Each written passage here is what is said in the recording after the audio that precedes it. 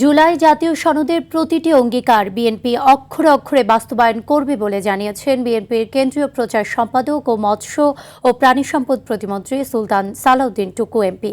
টাঙ্গাইল নতুন বাস স্ট্যান্ডে যাত্রী সেবার মান উন্নয়নে স্থাপিত অভিযোগ কেন্দ্রের উদ্বোধন শেষে কথা বলেন তিনি। এ সময় তিনি আরও বলেন, বিএনপি যে জুলাই সনদে স্বাক্ষর করেছে সেই সনদের প্রতিটি দাবি অক্ষরে অক্ষরে পালন করা হবে। এ বিষয়ে কোনো ধরনের সংশয়ের অবকাশ নেই। দেশের স্বার্থের বাইরে গিয়ে কোনো সিদ্ধান্ত নেওয়া হবে না বলেও জানান প্রতিমন্ত্রী। বিএনপি যেই জুলাই সনদে স্বাক্ষর করেছেন, বিএনপি প্রত্যেকটি অক্ষরে অক্ষরে জুলাই সনদ বাস্তবায়ন করবে।